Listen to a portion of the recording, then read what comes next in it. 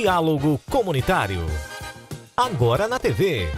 Apresentação: Helênio Sali.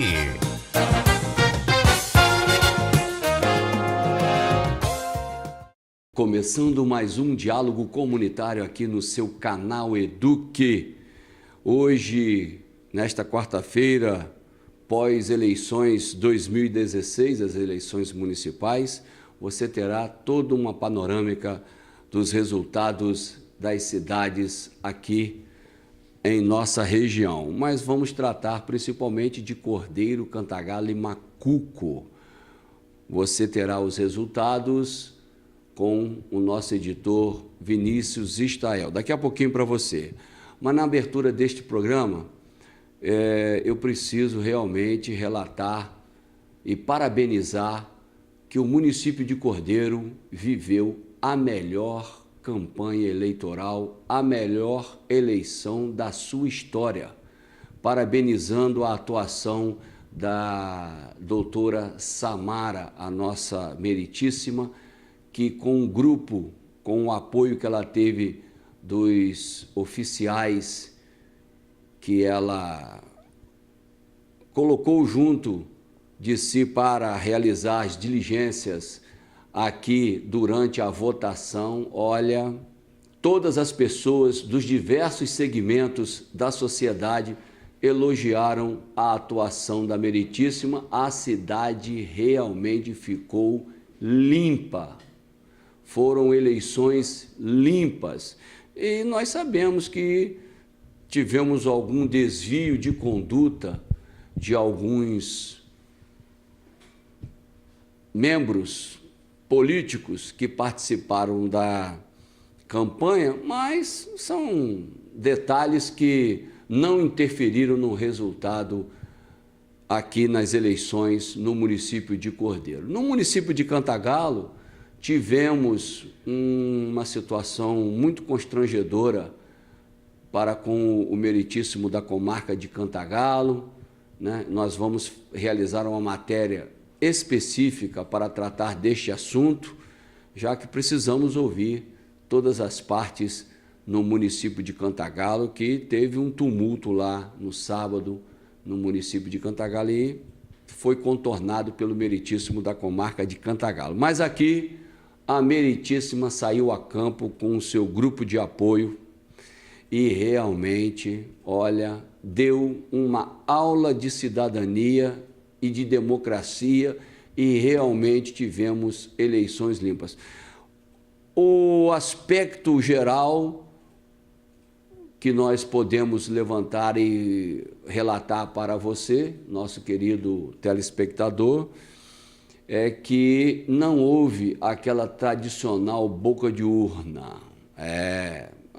Se teve, foi muito bem escondido, né? Foi um trabalho de gangster, que ninguém sabe como foi feito. Agora, aquela ação explícita que nós sempre tivemos aqui na comarca de Cordeiro, com a falta de fiscalização, olha, estas eleições aqui no município de Cordeiro, e também Cantagalo, também muito elogiado, mas Cordeiro, a doutora Samara, o Ministério Público deu uma resposta muito significativa e a população realmente parabeniza a atuação do Poder Judiciário nesta eleição.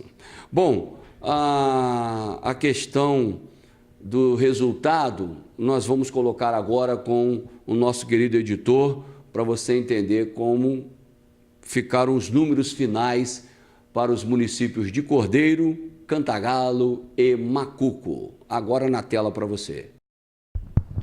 Bom, Helene, como você falou no seu programa, eu estou aqui no site, o pessoal pode acompanhar em casa. A gente está com os resultados de 2016 prefeito de Cordeiro. Ok, vamos lá. A gente tem aqui, primeiro lugar, eleito com 5.196 votos, doutor Luciano Batatinha. Isso. A gente tem aqui no site, em segundo lugar, o Leonan, com 4.615 votos. É uma diferença de 500 e poucos votos, menos de 600 votos. Né?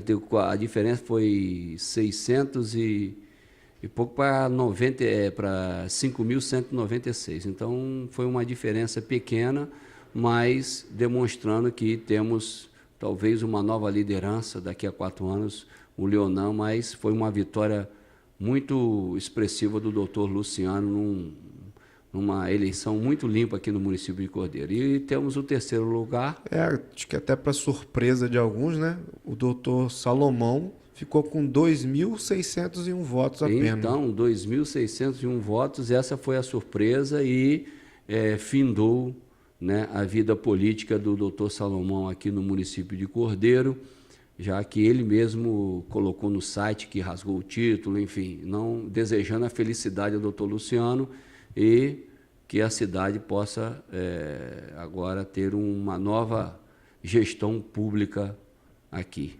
E a gente teve também aqui os votos brancos, teve 308 votos brancos e 910 votos nulos. 1.200 votos que demonstra, e mais 3.000 abstenções. Esses que não foram. Mesmos 1.200 votos poderia ter dado a vitória ao Leonan, por exemplo. A Leonan, mas tem 3.000 abstenções, pessoas que não compareceram para votar, já que o Colégio Eleitoral do município de Cordeiro é com 16.690 votos. E a gente tem aqui também no site, posso colocar aí, no vereadores. Opa, claro, os vereadores. Temos aqui, Elielso Francinha. Primeiro lugar, olha que maravilha. Com 8,33% dos votos, computados 1.058 votos. É o vereador com recorde agora histórico em matéria de quantidade de votos, 1.058. Nenhum vereador conseguiu 1.058, mas vale ressaltar que o grande recordista ainda é o senhor Luizinho Gomes, que ele teve há muitos anos atrás quase 900 e poucos votos, com um percentual de 29%. Isso no universo de 3.000 votos. Ele teve quase 30%. Elielso teve 8,33%. Muito difícil algum vereador bater o recorde do senhor Luizinho, mas o Elielso bateu o recorde agora atual de quantidade de voto. Tá? Seu percentual é difícil. Segundo lugar. Segundo lugar foi a Jussara com 715 votos. Nada a comentar. Temos logo em terceiro o André Chupeta, com 649 votos. Nada a comentar. Eu tenho, meu patrocinador do Show de Humor. Obrigado, Oficina G. E tem o Robson Careca aqui, logo em quarto lugar, 440 votos. 3 vereadores com reeleição. Exatamente, nessa ordem. Todos os vereadores, exceto o Elielso Francinha, né? Todos nessa ordem. Agora vem. Quinto. Fabiola Bianchini. Conseguiu 396 votos. Fabiola foi minha professora de Educação Física. Abraço, Fabiola. A Fabiola, ela foi ajudada pelo presidente da Câmara, Anísio Coelho. E o Mário teve 379 votos, ficou em sexto lugar. Tá, e o sétimo? Tiago Macedo. Tiago Macedo teve 365 votos. É da coligação do PTB do Elielso Francinha. Elielso, com essa quantidade de votos, arrastou puxou o Tiago. E também a Beth, vai. E há um nome novo aí na política, né? É isso aí. E temos aí em oitavo lugar Furtuoso. Furtuoso de volta. 316 votos. Furtuoso estava sumido, Furtuoso. Voltou. Temos aqui também em nono lugar Marcelo Duarte. É o sobrinho de Marcelo Sardinha. Conseguiu fazer o sobrinho. 292 votos. Isso. Em décimo lugar, o Hamilton Beach, com 281 votos. Uhum.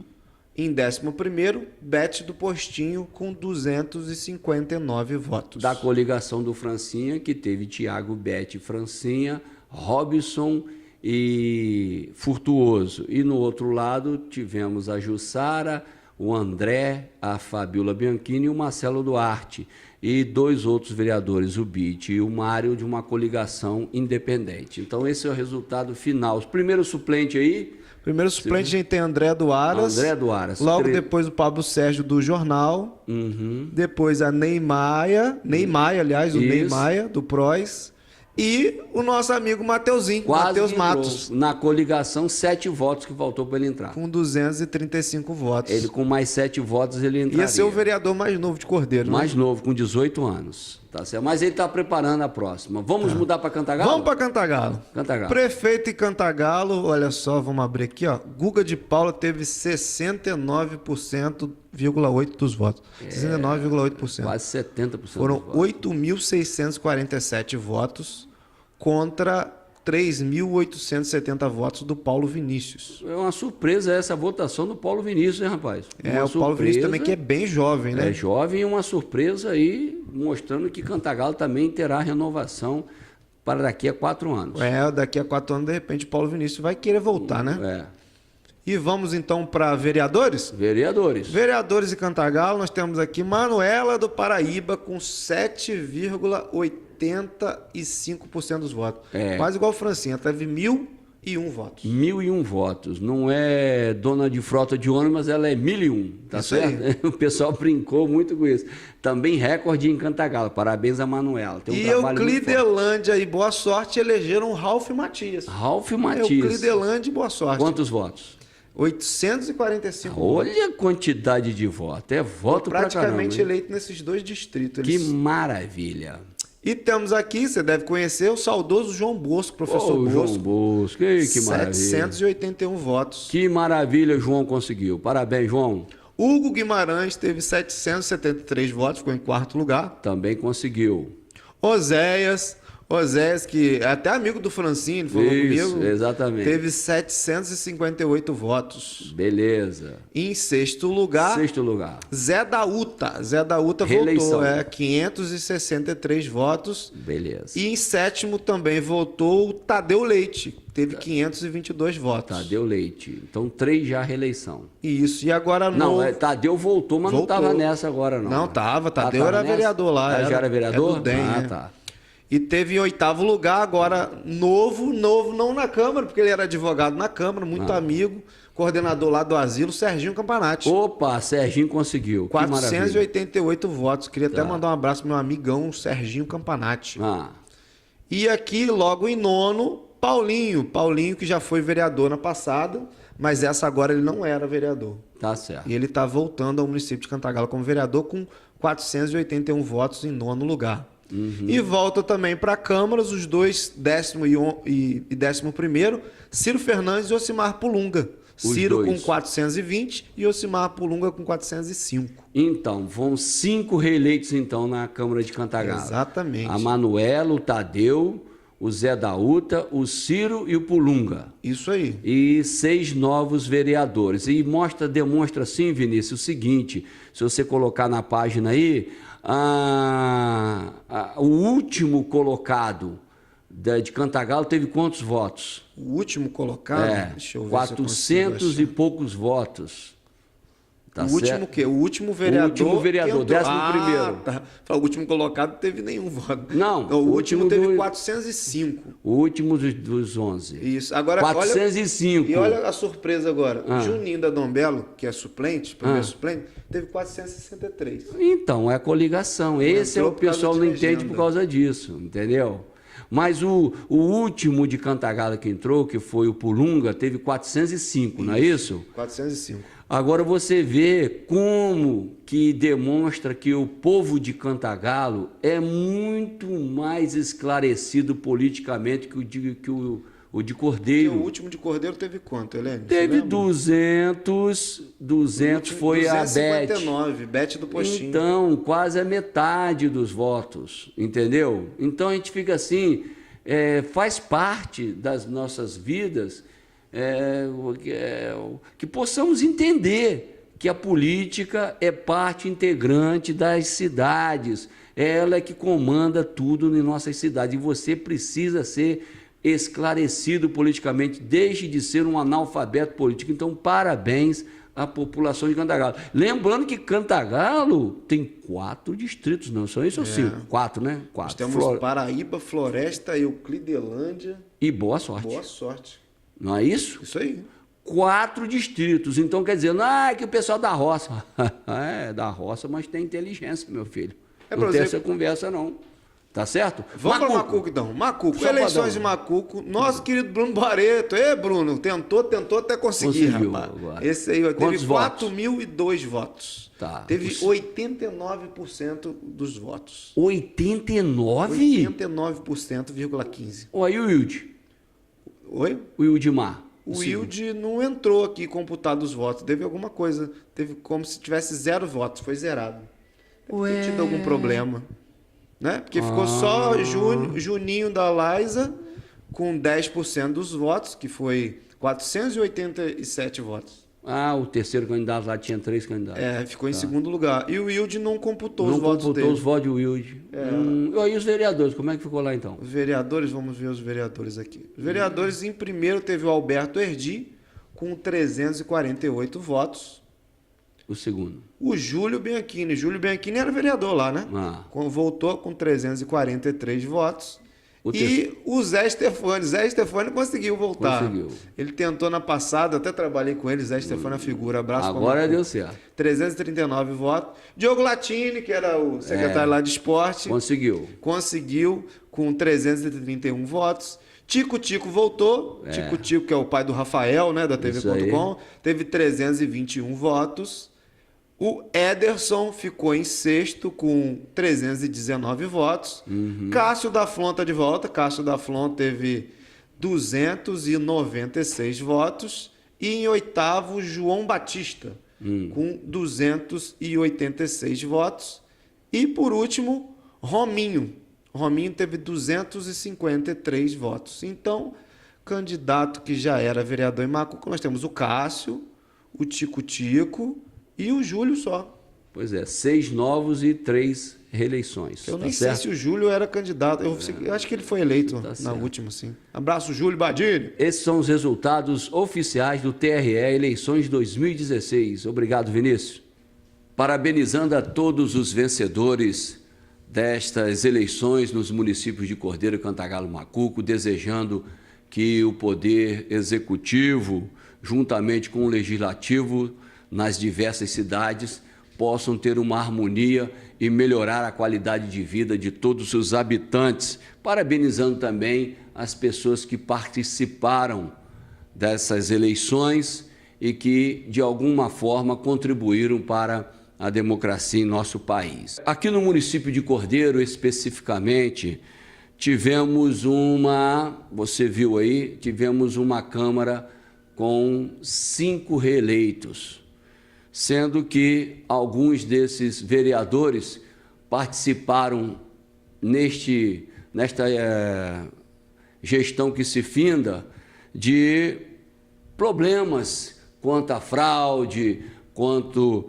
a esquemas montados, né? E os vereadores que conseguiram as suas reeleições, né? E nós vamos falar especificamente para o líder de governo, Hamilton Bitt, que ainda continua com algum tipo de surto, né? Porque agora, essa semana, começou a berrar na rua que eu falasse que fala lá na sua televisão, no seu canal lá, que o quadrilheiro foi o vencedor. Foram as palavras do nobre líder de governo, né? E que agora um grupo de pessoas no município de Cordeiro estão movendo uma ação para pedir ao promotor, né, um grupo de advogados, pedir ao promotor a prisão do prefeito de Cordeiro por falta de cumprimento da lei. Né? Por falta de cumprimento da lei. Eu acho que eu tenho uma situação muito interessante com o professor Leandro Carnal, para você entender que essas pessoas têm um desequilíbrio e não entendem que eles são autoridades, principalmente o líder de governo, que ainda falou em voz alta, as pessoas ficaram horrorizadas, né? E infelizmente eu até cometi também eu peço até desculpa, eu desrespeitei a autoridade, porque eu provoquei ele, falou assim, vem falar perto de mim, que ele falou de longe, né? E ele me chamou de coitado, o vereador Hamilton Bitt, e que foi reeleito e que teve 281 votos. Mas eu recebi um presentinho das eleições do senhor Hamilton Bitt. Está em minhas mãos. Na hora certa, você terá o que está aqui dentro desse conteúdo. Muito interessante, no domingo. O outro, o Mário, o vereador Mário, está nesse aqui.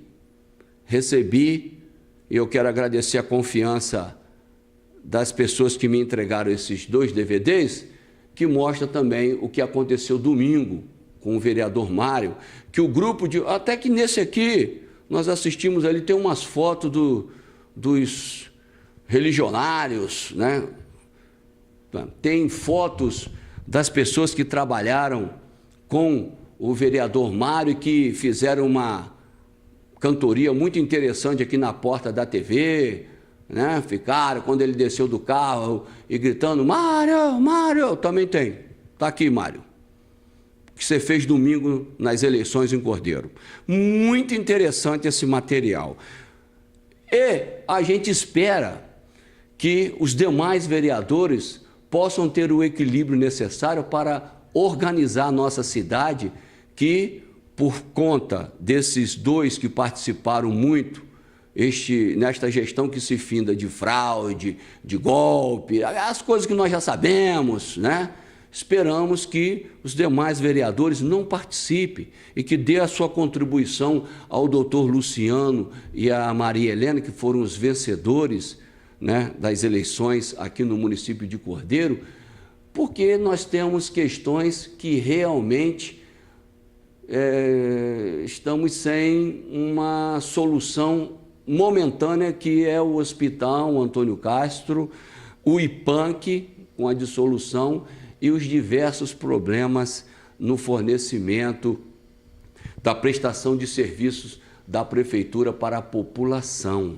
É muito importante você, enquanto eleitor, enquanto cidadão, ficar atento agora para a atuação dos vereadores na Câmara de Cordeiro, porque experiência negativa nós tivemos nesta gestão passada. Porque se resolverem a dar um golpe, a fraudar a documentação, a ficar como suspeitos, né, no ato de examinar as contas públicas, a gente sabe que temos 2 especialistas, o Hamilton Bitt e o vereador Mário. Mas se eles quiserem modificar o jeito de usar a sua autoridade como vereador em benefício da população, nós estamos aí também para mostrar os benefícios, porque a pessoa pode mudar, né? A pessoa pode mudar, errei na gestão passada, nesta eu vou realmente ser um bom vereador, porque eu fui muito mal. Conseguiu? Conseguiu.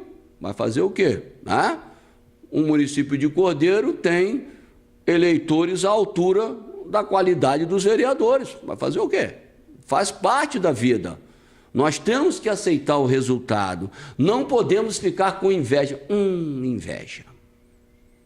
Inveja. Vou botar um segmento muito especial do professor Leandro Carnal para você. Ouça, é um aprendizado muito interessante para todos nós. São pessoas a quem os bens materiais são escassos. Essas pessoas que às vezes me dizem, eu sou alvo de muita inveja. E eu penso, mas do quê? O que pode ser invejável nessa pessoa? Deve ser algo muito secreto, porque o que aparece não é invejável. Deve ser algo que vestido não se possa contemplar. Mas a maioria das pessoas se considera invejada, mas não invejosa. Sempre que falamos da inveja, é na terceira pessoa. Perdoa o sucesso de alguém distante. Eu jamais perdoo o sucesso de alguém próximo. Quanto mais próximo, pior, porque estabelece o dado da comparação. Não importa quanto eu ganho, diz uma pesquisa famosa americana. Importa que eu ganhe mais do que as pessoas ao meu redor. Porque a inveja é, como diz desde o início a palavra invidere, a incapacidade de reconhecer uma falha minha e se concentrar no outro. Logo, a inveja é a origem da falta da máxima socrática do conhece a ti mesmo, inscrita no templo de Apolo. Como eu não me conheço, e pior, aquilo que eu conheço eu não gosto, é melhor eu dizer que o meu fracasso se deveu à inveja. Por que você não foi feliz? Muita gente invejosa. Porque reconhecer seu próprio fracasso é uma das coisas mais difíceis do mundo. A inveja é dolorosa porque ela se refere sempre ao reconhecimento de uma homenagem indireta a quem eu invejo. Invejar o corpo, a renda, a habilidade de alguém, sua sociabilidade ou sua inteligência, é dizer que este corpo, esta renda, essa sociabilidade e essa inteligência são acima das minhas. E isto é doloroso reconhecer. A inveja é sempre amargurada, porque a inveja nasce do reconhecimento da minha fraqueza. Ser feliz com a felicidade alheia é um grande desafio. No nosso mundo, em geral, restrito a algumas mães heróicas. Algumas mães heróicas conseguem ser muito felizes com o sucesso dos filhos. A inveja dirige todo o nosso olhar para o que o outro tem, o que o outro faz, o que o outro é. Ela nos segue em relação a nós mesmos, e esse sentimento pode atingir um tal grau de intensidade que as consequências podem ser imprevisíveis. Caim e Abel oferecem a Deus suas primícias, e Deus olha para as ofertas de Abel, mas não olha para a de Caim. Quando Deus atende a Abel, na tradição da Bíblia, no Talmud fica explicado que Caim deu o pior das suas ofertas. Quando Deus atende Abel e não Caim, Caim sente inveja. Caim fica com o rosto abatido. E diz no Gênesis, por que andas irritado e com o rosto abatido? Não é verdade que se fizeres o bem andarás de cabeça erguida? E se fizeres o mal não estará o pecado espreitando-te à porta? E aí vem uma frase decisiva e eu tomo a tradução da Bíblia de Jerusalém. A ti vai teu desejo, mas tu deves dominá-lo. Como se Deus dissesse no Gênesis, o desejo de todo mundo é inveja, a ti vai o teu desejo. É natural que eu sinta inveja, mas tu deves dominá-lo. Ou seja, a inveja é parte da natureza humana. A Bíblia trabalha com a noção de natureza humana. Porque a todo dedo, diz o velho mestre Eckhart, a todo dedo que eu aponto para alguém, acusando de algo, há 3 dedos apontados para mim. Tudo que eu noto no outro é porque me falta, me dói, e é um espaço de vazio.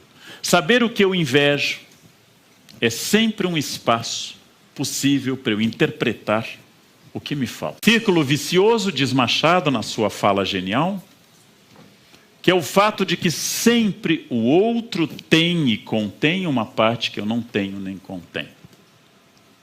As pessoas assediadas pela fama suspiram pela paz. As pessoas em paz suspiram pela fama. Disso os religiosos tiraram a ideia conformista que cada um tem uma cruz. Cada um tem um peso nesta vida. Cada um veio com algo e não pode invejar o do outro. Disso eu posso retirar, do ponto de vista da literatura, uma outra reflexão, que cada um de nós é absolutamente incapaz de ver-se, vou usar uma única palavra feia hoje, ontologicamente, ver-se como ser, e é sempre por comparação. Porque o que me torna alto ou baixo é a comparação com os outros. O que me torna rico ou pobre, o que me torna centro do mundo, é o fato de que quem estuda mais do que eu é obcecado. E quem estuda menos é relaxado. Quem malha mais do que eu deve ter problemas. Quem malha menos é largado.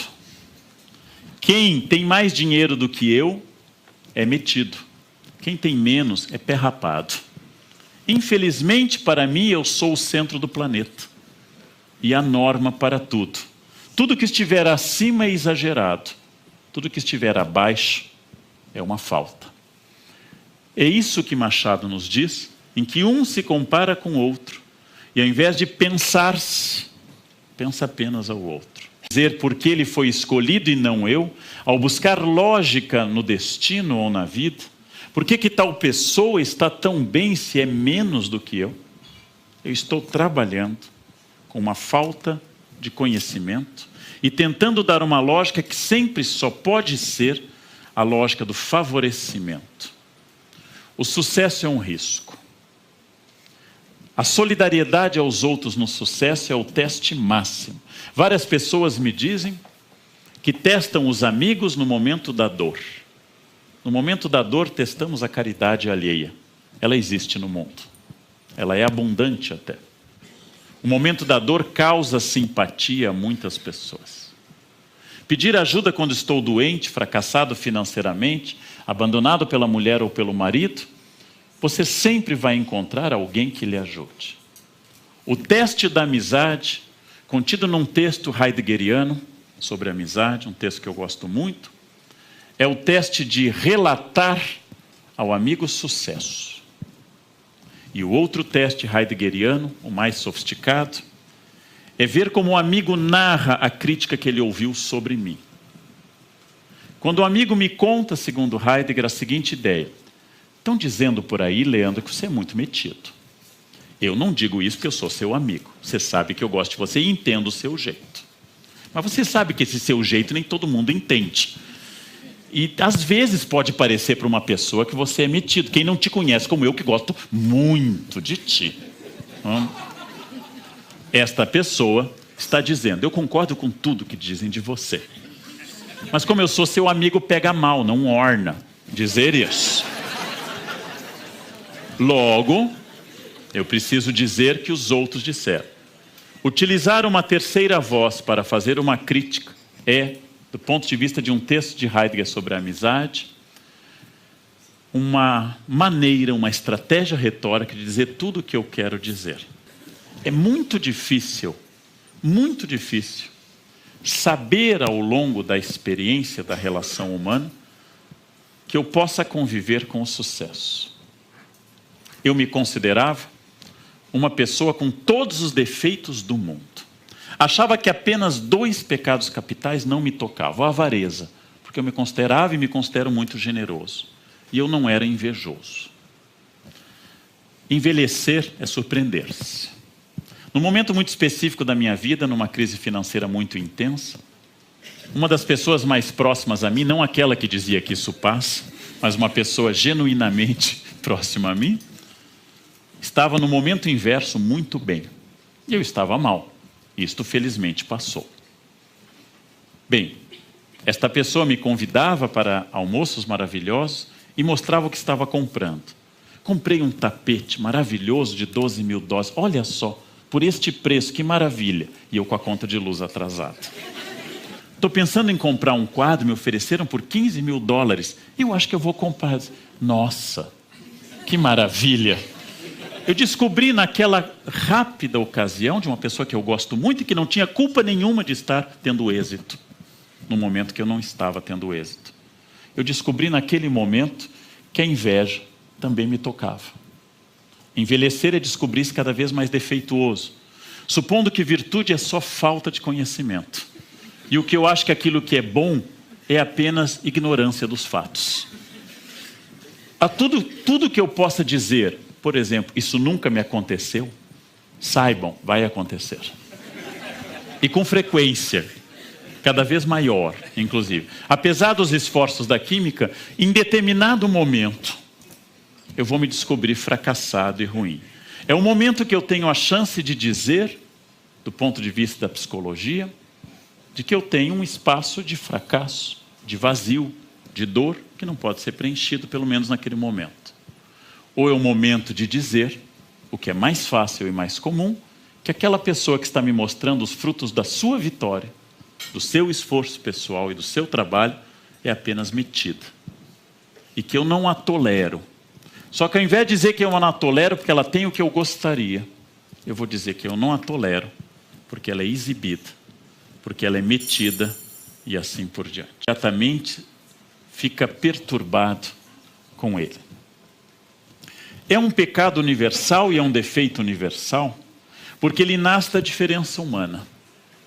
E apesar de filósofos, antropólogos e historiadores utilizarem expressões como espécie humana, gênero humano, humanidade, ou genéricos como cristandade, europeu, ocidental ou terráqueo, apesar de sermos agrupados em conjuntos de grandes similitudes, Nós somos absolutamente diversos. Todas as pessoas são diferentes das outras. E a inveja é universal, porque ninguém é igual a ninguém. Não há inveja entre a sociedade das formigas ou das abelhas, porque a diferença é dada geneticamente e não há maneira de extrapolá-la. Logo eu concluo que a inveja nasce da nossa diferença. Conclusão trágica, porque somos todos diferentes. Quem aqui tem vários filhos, e é possível que isto ainda ocorra, sabe que filhos criados pelos mesmos pais, com a mesma alimentação e no mesmo ambiente, são absolutamente diferentes uns dos outros. Nós não controlamos a igualdade de filhos. E as diferenças me levam ao conhecimento. As diferenças me remetem ao mote, ao leitmotiv que eu comecei. Conhece a ti mesmo. Só que conhecer a si mesmo é olhar para a medusa. Eu viro pedra. E eu só posso me conhecer com a estratégia grega de olhar para a medusa através do espelho, do escudo, refletindo a imagem. Porque é um horror tal observar-se, que é melhor observar pelos olhos dos outros. Eu estou bem empregado? Claro que eu estou, tem tanta gente pior. Aquilo que eu faço é significativo? Eu sou um bom marido? Eu sou um bom pai? Eu sou um bom filho? Nossa, tem tanta gente pior.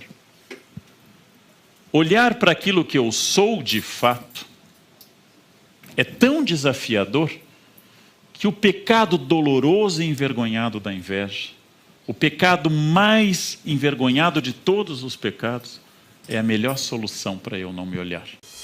Todos estes que aí estão, atravancando o meu caminho, eles passarão. Eu, passarinho. Mário Quintana nos lembrou exatamente que se eu não posso, e eu com ele encerro a fala, se eu não posso nunca ser o melhor em nada, se eu não posso nunca ter um bem permanente como beleza ou dinheiro, se eu não posso nunca ter nada que não possa ser alvo de inveja, ou que não tendo seja inveja de outrem, a única coisa que eu posso ter é ter a alegria de olhar para passarinhos, ou seja, de ser feliz. A inveja talvez, e para encerrar de fato, seja um grande erro, porque ela impede que eu seja feliz. E talvez seja isso a coisa mais dolorosa da inveja. Ela me torna infeliz ao não pensar naquilo. Bom a gente ouvir o professor Leandro Carnal para que possamos crescer enquanto seres humanos e na vida política entender e aceitar os resultados, né? Muitas pessoas encontram comigo aqui pela Avenida Raul Veiga, pela cidade, e as pessoas já entenderam que este programa tem uma grande responsabilidade, que é passar para você as informações sobre tudo que acontece na vida política. É um programa político, né? O programa aqui não tem a menor intenção de ofender moralmente nenhuma pessoa, mesmo que elas tenham algum tipo, ou tenham algum desvio, né, durante algum ato que ela resolva realizar aqui no município de Cordeiro. Isso não interessa a nossa produção aqui no programa Diálogo Comunitário, porque muito ruim, né? A gente ficar falando a respeito de autoridades e gostaríamos realmente de falar coisas que, conteúdo que elevasse o nível da política em nosso município, porque nós estamos no porão, mas no fundo do poço, com homens e mulheres, funcionários públicos,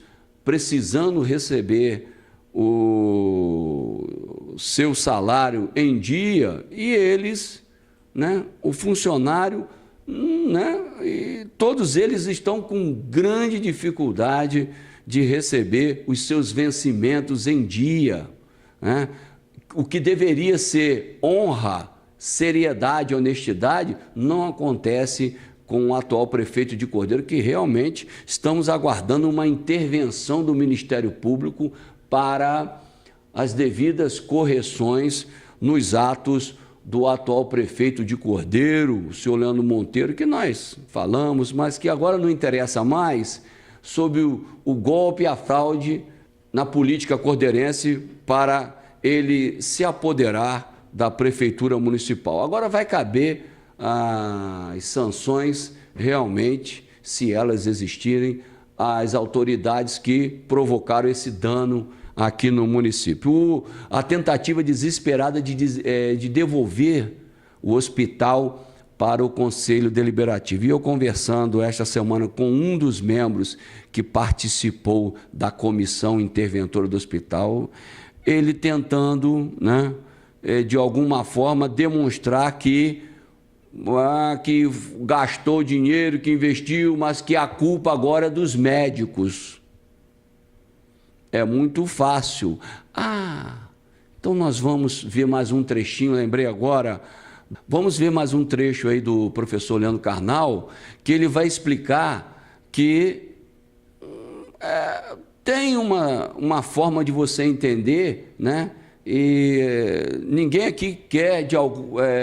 E eu, principalmente, não quero de forma alguma falar mal de ninguém. Mas, se você vai participar da vida pública, você se prepare, né? Boa vontade não quer dizer que você é competente. Eu tenho boa vontade, mas você não é competente, por favor, não entre. Eu tenho boa vontade, eu quero ajudar, mas entre, faça uma ajuda fora da localidade ou fora do espaço designado àquelas pessoas que realmente deveriam ter qualificação técnica e qualificação profissional para organizar, e neste caso, o Hospital Antônio Castro. Participar de uma comissão e não contribuir de forma efetiva para a melhoria do serviço é fracasso. Então, vou colocar um trecho do professor Leandro Carnal sobre falar mal dos outros. Vou botar esse trecho para você. A detração, ou a popular fofoca, é o tema desse livro aqui do professor Leandro Carnal. É sobre isso que ele vai conversar agora com a gente. Ao falar mal de alguém, imediatamente eu começo a estabelecer o fato que eu e você, ao falarmos de uma terceira pessoa, estamos estabelecendo uma aliança. Nós não somos aquela terceira pessoa. Isso cria a nossa identidade. Isso cria uma relação de amizade. Você é amigo também por falar mal de X ou Y e falar bem de X ou Y. Eu fui uma vez a um programa e o apresentador começou dizendo isso, né? Que horror, né, professor, essas pessoas que falam mal dos outros. E eu disse exatamente, você ao falar dessas pessoas está fazendo detração. Ou seja, você está se considerando melhor ou superior do que aqueles que falam mal dos outros. Professor Carnal, você acha que a internet, de certa forma, turbinou isso aí? Turbinou porque ela atomizou a possibilidade de todos se tornarem autores. Turbinou porque ela retira o ônus da presença física. É mais difícil falar mal das pessoas com o risco físico da presença, do ônus de, por exemplo, receber uma resposta na cara ou até uma agressão física, mas também porque neste nosso mundo líquido, usando uma expressão do Bauman, nós nos tornamos todos autores com autoridade. Por exemplo, no momento que eu abro uma conta no Facebook, automaticamente eu ganho um diploma de jurista especializado em Constituição, apto a emitir opinião sobre impeachment abalizada ao lado dos maiores constitucionalistas do Brasil, porque eu tenho conta no Face. No momento que eu tenho o acesso à internet, eu posso emitir opiniões sobre medicina, educação e história. E se alguém me disser que está errado, eu digo, é sua opinião. Há poucos dias eu emiti uma opinião sobre o abandono que o Reino Unido está fazendo da União Europeia. Um menino de 14 anos me respondeu, você está completamente equivocado. E eu pensei, a mãe dele era virgem e eu já publicava livros sobre o tema. E ele diz que eu estou equivocado. É claro que eu posso estar equivocado. E idade não é um argumento, senão os argumentos da Rainha Elizabeth seriam superiores aos da média dos ingleses. Porém, não passa um minuto pela cabeça deste menino que talvez alguém que estuda o tema há 30 anos, talvez possa ter uma autoridade no tema. Ou não passa pela cabeça dessa pessoa. Né? Agora, no seu livro, você fala de um problema legal, inclusive, né? Que a detração, a injúria, a calúnia são coisas previstas no Código Penal. Exatamente. Né? É muito difícil você separar o limite da liberdade de expressão do limite da injúria, da calúnia e da difamação. Em nome da liberdade de expressão, a gente acha que pode dizer tudo sobre todos. Ora, as palavras ferem, as palavras podem reduzir as pessoas, as palavras podem atacar, as palavras podem representar, inclusive, diminuição de questões profissionais das pessoas. Logo, como eu dou o exemplo no livro, no caso da escola, que foi caluniada, sendo escola acusada, base, né? Um caso clássico em jornalismo, caluniada a partir da fantasia de uma criança e a partir do depoimento de outras pessoas, essa escola foi destruída, as pessoas foram destruídas, era absolutamente sem nenhum sentido aquilo que está sendo dito. Por isso, liberdade de expressão é garantida pela lei e é um dos grandes privilégios da nossa vida. Porém, saber que as palavras ferem e destroem é fundamental na responsabilidade da imprensa e de todo cidadão que fala em público ou que publica ou que comenta. Este cuidado nós temos que ter. Professor Karnal, falando um pouco da área da história, que é a sua área, né? Falar mal do opressor é uma forma de detração ou seria apenas uma arma do fraco contra o poderoso? As duas coisas, porque, como eu dou o exemplo no livro, a estátua do Pasquino, que fica do lado da Piazza Navona, onde o Brasil tem embaixada, bem perto da embaixada brasileira, ela tem uma boca redonda no qual os romanos há séculos colocavam ataques, ora aos papas, agora podia ser ao Berlusconi, a situação da Itália e assim por diante. O humor, a ironia popular, a charge, o veneno, é uma espécie de arma contra quem a gente não tem mais nenhum poder. Professor, o debate político de hoje é um poço de maledicências, né? O senhor acompanha isso muito bem. Sempre foi assim ou a gente está vivendo um momento excepcionalmente ruim? Sempre foi assim. No século XIX, quando Dom João VI chegou, o príncipe ainda regente, não, Dom João VI, e colocou nas portas da Casas PR, Príncipe Real, os cariocas leram como põe-se na rua. A detração política tem uma função. O problema se ela é apenas o ataque. E o problema maior é dar mais atenção à vida pessoal do candidato do que às suas propostas. O candidato ser ou não ser casado, o candidato ser ou não ser um homem fiel, o candidato ser ou não ser hétero é absolutamente irrelevante em relação às propostas dele para a economia, para a diplomacia, para os blocos econômicos e Agora, assim esse é um por modelo diante. bem norte-americano que a gente segue. Na Europa isso não acontece, né, A professor? Europa menos interesse na vida pessoal. Nos Estados Unidos, a cultura da democracia midiática tornou a vida pessoal mais importante.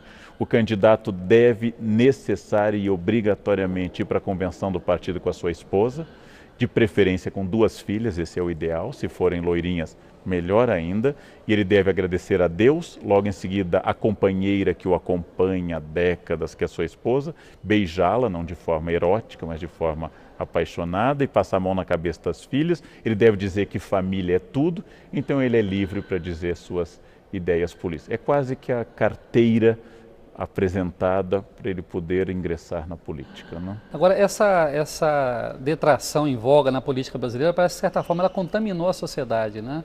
Essa história do Fla-Flu, como é que o senhor analisa a forma como as pessoas se tratam hoje? Pessoas que têm diferença política e se tratam sempre de forma detratando um ao outro, caluniando um ao outro. Nós sempre fomos detratores, essa é uma característica.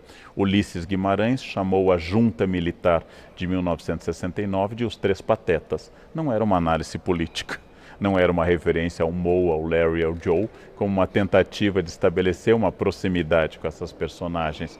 Porém, a detração é uma questão e é uma questão importante. A outra é o debate de Fla-Flu, nós e os outros, a adjetivação estúpida que tomou conta, porque ela não faz avançar o debate político.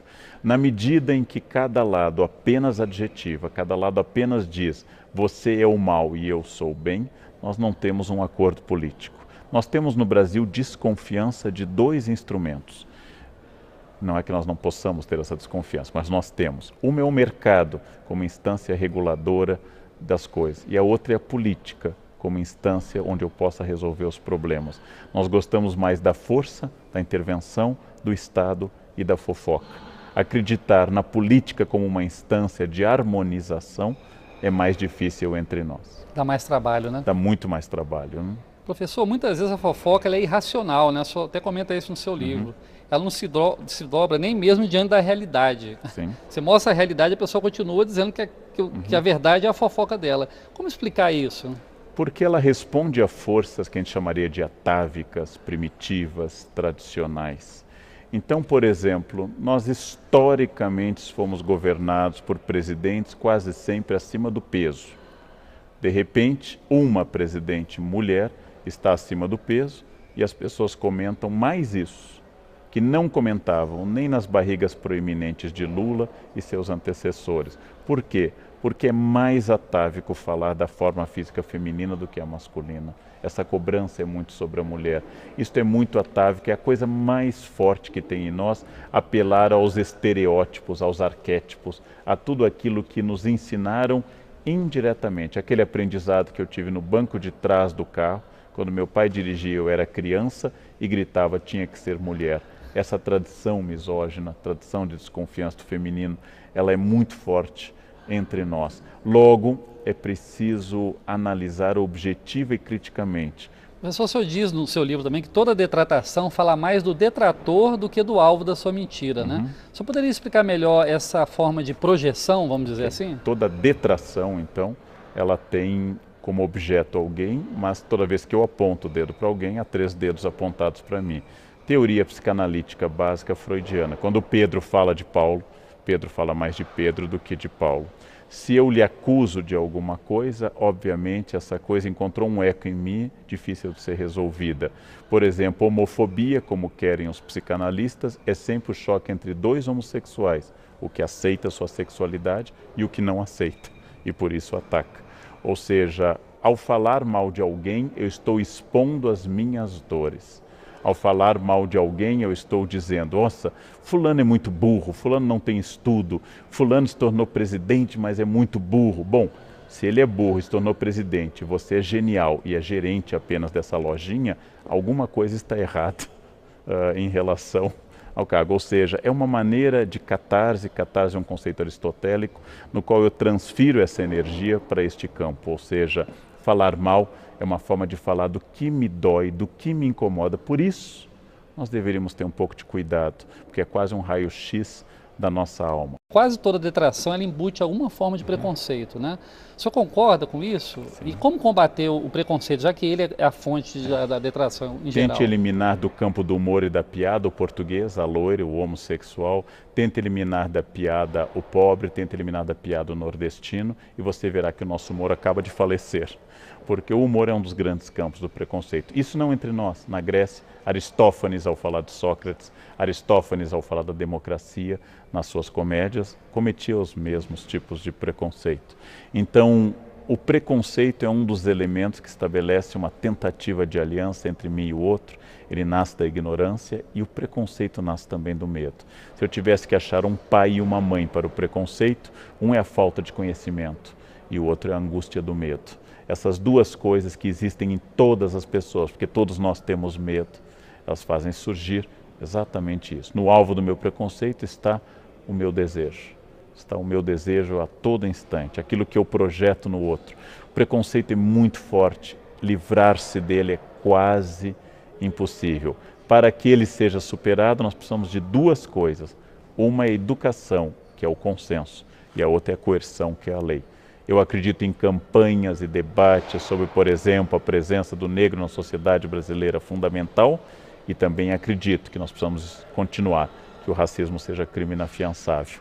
A junção dessas 2 coisas faz com que as pessoas comecem a abandonar a barbárie do racismo. É preciso haver educação sobre o trato com as mulheres, que transforme as pessoas, e é preciso haver Lei Maria da Penha. Essas 2 coisas podem resolver a médio e longo prazo. Imediatamente, não, porque nós somos formados por uma sociedade preconceituosa.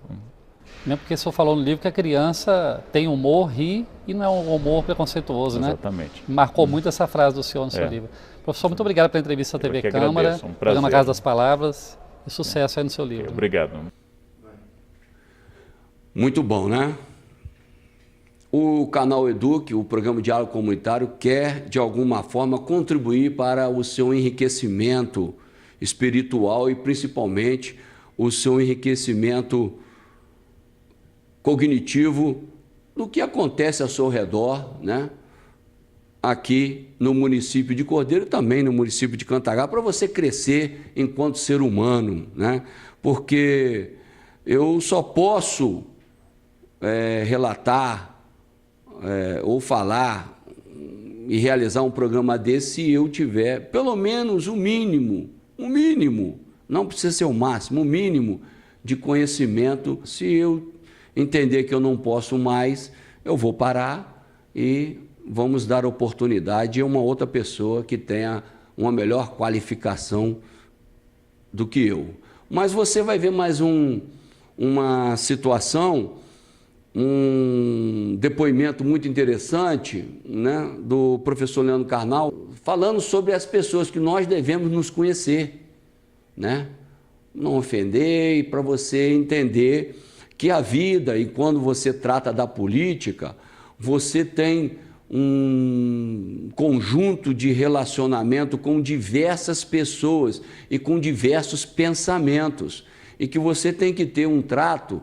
E hoje foi muito interessante que estávamos dentro da padaria e conversando, todo mundo conversando, diversos segmentos políticos estavam presentes e todos se relacionando amigavelmente, com respeito e com educação. Essa é a política.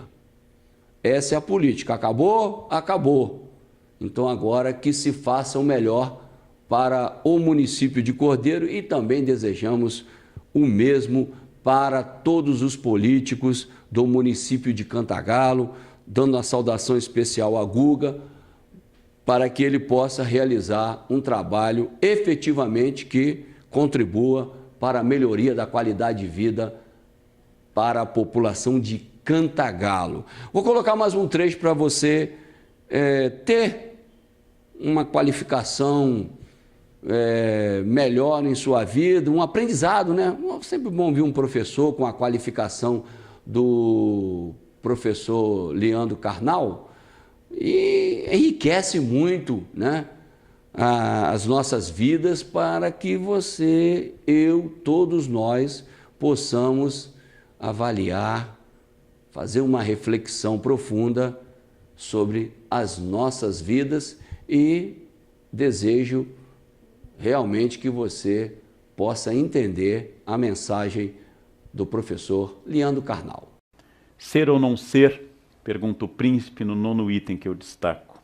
Qual é o sentido de ser ou não ser? O verbo to be, vocês sabem que em inglês pode ser tudo. Pintar, serzir, remendar, bordar, adicionar. O verbo to be é o primeiro e único verbo que os professores de inglês ensinam a vida inteira na escola. Porque ser ou não ser pode ser traduzido, como fazem alguns tradutores recentes, por existir ou não existir. Cada época diz uma leitura. O próprio Hamlet dá uma pista ao dizer a Horácio que ele entregaria de bom grado seu coração a um homem que fosse senhor das suas emoções. Porque uma pessoa passional é uma pessoa perigosa. Domínio de si. A pessoa que tem domínio de si, pensa o príncipe, é a pessoa que jamais se ofenderá. Como eu já disse em sala de aula várias vezes, eu só posso me ofender se eu não me conhecer. Alguém me insulta dizendo algo sobre uma questão pessoal. Só há duas hipóteses. A pessoa está dizendo a verdade, ou ela está mentindo. Dizem que minha mãe é de moral duvidosa, insulto básico. Eu reflito sobre a biografia da minha mãe e não constato na biografia dela nenhuma indicação de que ela tenha tido moral duvidosa. Pelo contrário, sua aparência nas fotos, nunca sorrindo, é de alguém que foi fiel a vida inteira a um único marido. Jamais aquele sorriso largo de uma pessoa que viveu abertamente no mundo. Ora, com isso o que eu estou constatando? Dizem que minha mãe é isso. Ela não é, logo eu não posso ficar ofendido. E se ela fosse? também não poderia ficar ofendido.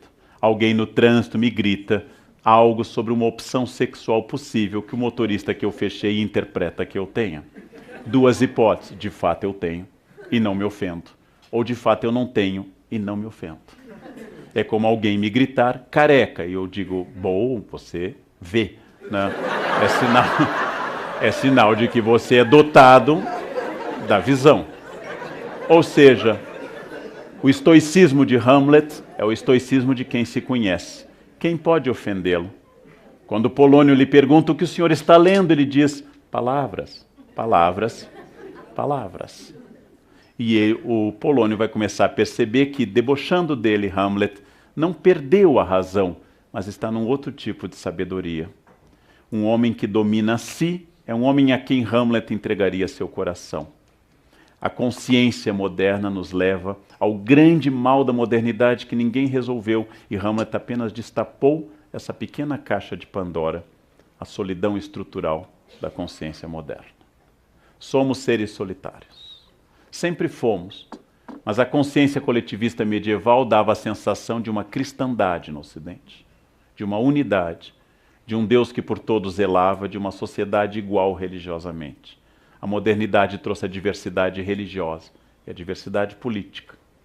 O inferno, vai pensar Sartre no século XX, está nos outros, diz uma de suas personagens numa peça Entre Quatro Paredes. Sartre e Hamlet chegam à consciência de que eu estou inevitavelmente isolado na minha consciência. E a necessidade do mundo nos oferecer coisas novas porque eu não tenho nada a interagir com o mundo. Por que é que o príncipe Hamlet lê apenas um livro toda a peça? E por que é que nós temos que ver Velozes e Furiosos 75, Velozes e Furiosos 86? Porque, na verdade, eu não vi nenhum. E não tendo visto nenhum, eu preciso que eles se repitam. Como eu não tenho, de fato, amigos, eu tenho 3.000 no Face. Como eu não tenho uma vida interessante, eu fotografo tudo na minha e compartilho com todos. A minha solidão se insinua de tal forma, ela é tão estrutural, que eu tenho que fazer com que os outros me digam aquilo que eu desconfio, que a minha vida é uma vida que vale a pena ser vivida, através da observação dos outros. Isso não é sinal de um narciso exatamente fraco, mas é sinal de um narciso cada vez mais isolado em si, sem comunicação com o mundo, sem ouvir mais a ninguém. Já comentei aqui nesse espaço da CPFL que é obsessivo o nosso tipo de conversa. Qualquer informação que os senhores derem será respondida com a informação de outra pessoa. Eu, Leandro, sou de Aquário. Eu sou de Gêmeos. Meu ascendente é Aquário, o meu é Câncer. Ninguém ouve ninguém. A solidão individual a 2 ou a 3 é a norma de todas as pessoas. E celebramos essa variedade de coisas porque exatamente nós temos cada vez mais dificuldade em estabelecer algo significativo e orgânico. O príncipe se sente mal na corte de Elsinor porque ninguém em Elsinor lhe diz a verdade. Todos em Elsinor dizem a personagem, Polônio, seu tio Cláudio, sua mãe, sua ex-namorada, seus falsos amigos Rosencrantz e Guildenstern. Todos dizem o que deve ser dito. Todos dizem o que é usual e ninguém está presente naquilo que fala. O príncipe é extraordinariamente consciente.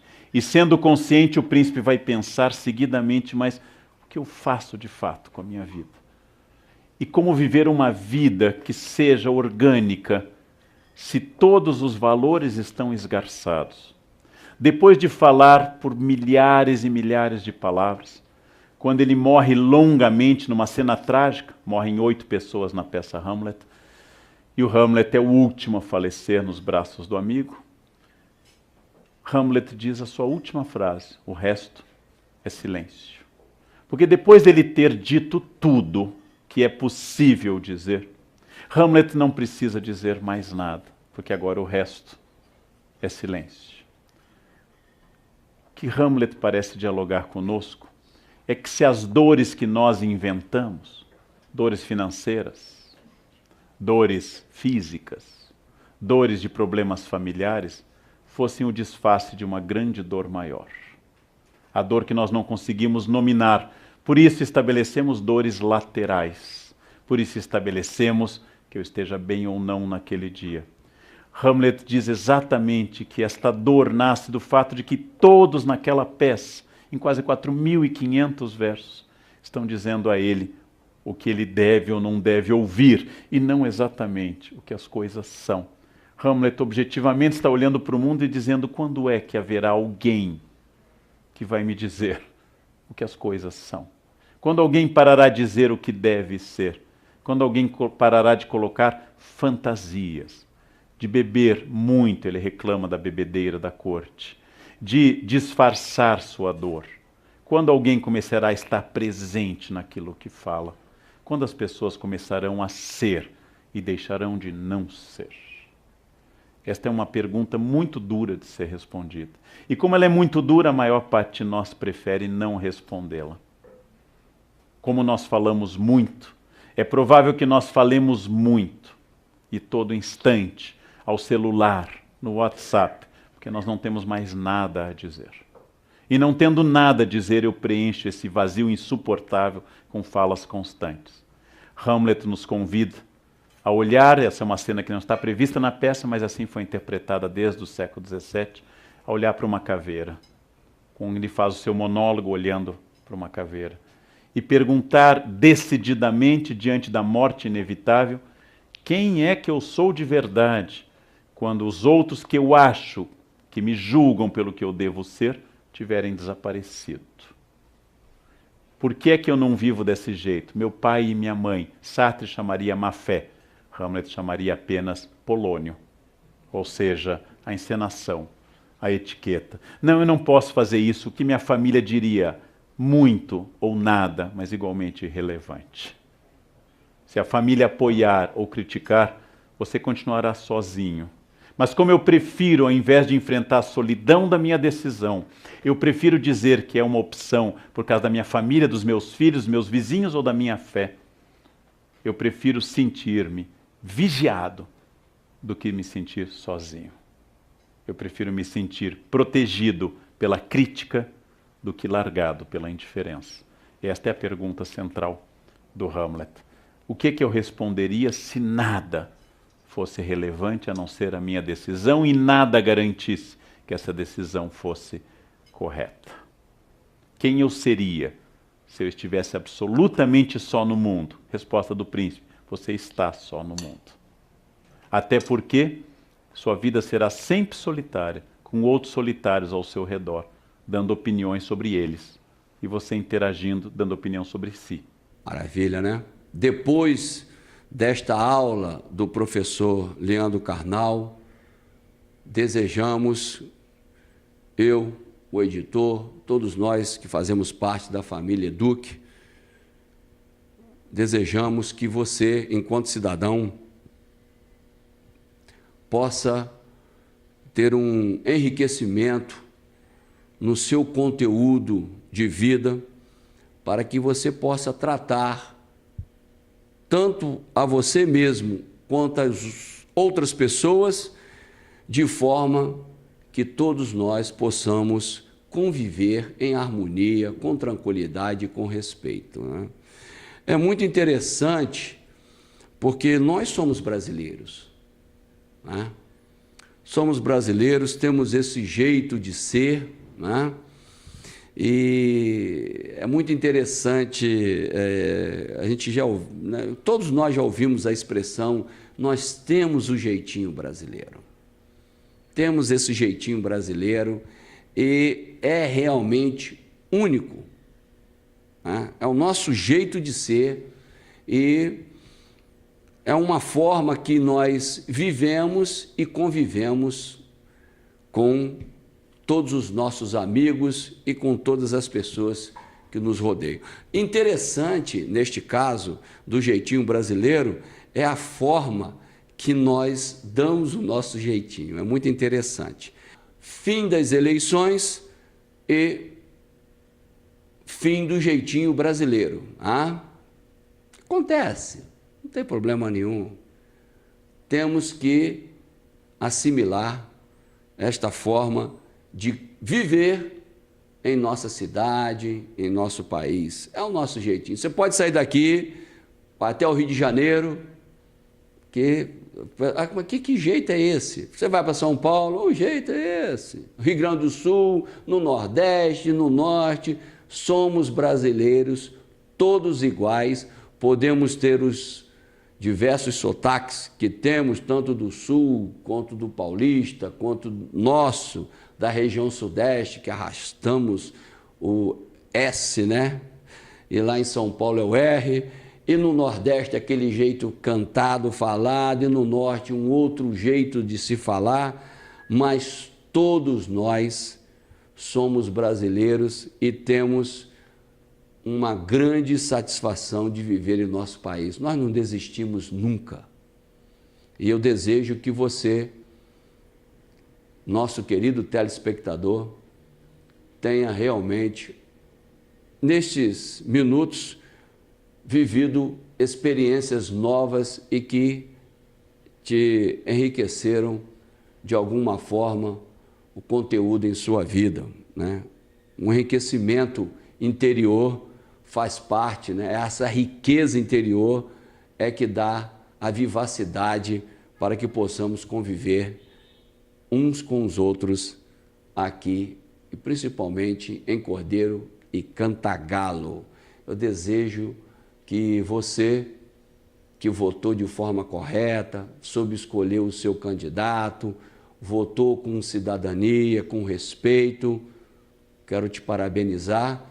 E aqueles que, de alguma forma, votaram em pessoas que não mereciam estar novamente no cargo, mas que foi a escolha, que possamos respeitar a escolha desses eleitores, porque se eles são analfabetos políticos, podemos até fazer uma avaliação de que eles deram um jeitinho de colocar novamente no poder pessoas que, no entendimento daqueles eleitores que acompanham a vida política, não mereciam estar de volta na Câmara Municipal. Faz parte.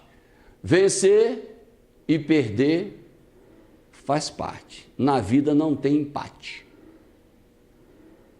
As vitórias você consegue avaliar e se sentir bem, porque é o êxito. A derrota, para aqueles que realmente entendem que o fracasso é o fim, a derrota, ela tem um preço amargo para esses, e tem o preço de uma vitória futuro, porque os derrotados entendem e buscam, dentro da sua sabedoria, aonde cometeram os devidos erros para o fracasso. É uma avaliação. Ganhar, perder na vida faz parte. Todos nós ganhamos e perdemos. Não há uma pessoa sequer nesta vida que venceu todas e também que perdeu todas. Não existe este ser humano. E eu desejo que você busque as vitórias em sua vida, mas se você acorda cedo, trabalha, honra o seu nome, honra a sua família e honra a sua cidade, o seu país, você já é um vencedor, porque você não é corrupto e você, enquanto cidadão, não participa de nenhum tipo de fraude. Parabéns para você, que você continue sendo este vencedor em todas as fases de sua vida. Derrotas podem chegar? Sim, mas elas servem para que possamos entender os nossos erros. Eu quero agradecer muito o seu carinho, a sua audiência. O Diálogo Comunitário volta semana que vem. Até lá. Vou fazer a minha questão ao professor Karnal. O senhor apresentou a noção de ética a todos nós, mas há um perfil da nossa sociedade que, de certa forma, legitima o jeitinho, a malandragem, o que o Sérgio Buarque, também citado pelo senhor, vai chamar de cordialidade. A questão que me parece fundamental, e pensando também na gestão pública, é como, então, pensar a esfera pública, os interesses coletivos, diante de um hábito que parece ser tão distribuído na nossa sociedade, tão comum? Obrigado, Ram. A ideia do jeitinho é trabalhado pelo Roberto da Mata em livros como O que faz do Brasil, Brasil, e de alguma forma, como foi bem lembrado, pelo livro de 1936, Em Raízes do Brasil. Há um defeito brasileiro de achar que nos outros lugares não há jeitinho. Como professor, eu já ouvi várias vezes alunos dizendo: pena que os holandeses não ficaram com o Nordeste. Pena que os franceses não se instalaram aqui no Rio de Janeiro e ficaram. Pena que os ingleses não deram continuidade às suas tentativas de invadir a colônia. O que seríamos nós se tivéssemos sido colonizados por holandeses? Bom, é uma pergunta que eu posso fazer à Indonésia, que foi holandesa por mais de 3 séculos. E os franceses, eu posso perguntar ao Senegal ou à Argélia, que foram colônias francesas. E os ingleses, a Nigéria. Eu posso perguntar à Nigéria. Por quê? A colonização europeia é sempre predatória. Não importa se ela for protestante, falar inglês ou francês. O nosso jeitinho é, segundo Richard Morse, uma estratégia de sobrevivência. A utilizar diminutivos, diz ele no livro Espelho de Próspero, e especialmente em outro livro, A Volta de Maclunaíma, ao utilizar o diminutivo eu negocio. É como, por exemplo, eu já escrevi no livro Conversas com o Jovem Professor, o aluno que eu digo, acabou o tempo de prova, e todos os alunos do Brasil dizem a mesma coisa. E vocês sabem que coisa é essa. Acabou o tempo de prova. O que vocês diriam, ó irmãos brasileiros? Só mais um pouquinho. O que significa isso? Ele não vai entregar a prova, mas ele não vai me enfrentar. O jeitinho é a maneira de dizer, não, acabou o tempo, mas eu vou continuar fazendo do meu jeito. Mas ele não me diz, venha pegar se você for homem. Ele não me diz isso. Ao dizer uma coisa dessa, ele negocia. E o Richard Morse interpreta isso como uma maneira de eu atender a autoridade sem obedecer. A lei do rei se acata, mas não se cumpre. Um amigo estrangeiro me perguntou uma coisa que eu não sei responder. Tenho muitos amigos no exterior e perguntou como é que essa história de que a lei não pegou? Como é que lei não pega? E eu disse, eu também não sei explicar, mas tem lei que pega e tem lei que não pega. Eu não sei explicar isso, porque nos Estados Unidos lei é lei, lei é lei. Não é assim, não é essa eu não gostei, eu vou deixar. Não? É difícil explicar o Brasil para estrangeiros, mas também temos que ter o cuidado de não interpretar o exterior como paraíso. O nosso índice de suicídios por 100 mil, segundo o IBGE, é de 15,8 brasileiros por 100 mil. No Japão é de quase 50. Eu não sei se o padrão de felicidade são os países organizados, onde nada sai do lugar. Eu estive no Japão para uma palestra no ano passado, em inglês, claro, e uma das colegas minhas que estava esqueceu a bolsa no trem-bala entre Kyoto e Osaka. E ela, desesperada, gritou para a nossa guia japonesa, eu esqueci a bolsa. E a guia, tranquila, disse, calma, professor, o trem volta. E ela, desesperada, passaporte, dinheiro, o trem voltou, estava lá, a bolsa. E ela disse, a bolsa está aqui. A guia, claro, é sua, quem é que ia pegar? A guia não entendia isso. Que paraíso, que paraíso.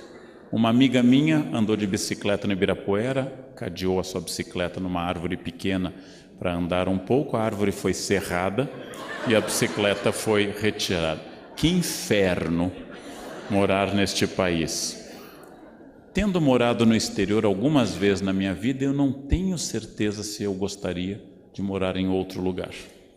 Porque é verdade que é difícil, mas é verdade que esse jeitinho também tem diferentes leituras. Toda sociedade repressiva, ela é boa para o grupo e ruim para o indivíduo. Toda sociedade permissiva como a nossa é boa para o indivíduo e é ruim para o grupo. Então eu prefiro o trânsito japonês, mas eu prefiro uma festa brasileira. Então é uma discussão difícil você imaginar essas questões no exterior e aqui. Jeitinho daria um curso para a gente poder falar de antropologia brasileira. Em todo caso, é o que nos torna quem somos. E a maioria de nós não pode dar jeitinho, nós devemos lembrar isso. Quem bate cartão não pode dar jeitinho. Quem declara imposto de renda está cada vez mais difícil dar jeitinho. Quem recebe salário não tem como dar jeitinho. Quem pode dar jeitinho não está nessa categoria social, essencialmente. Mas essa é uma questão complexa para desenvolver, mereceria muito mais.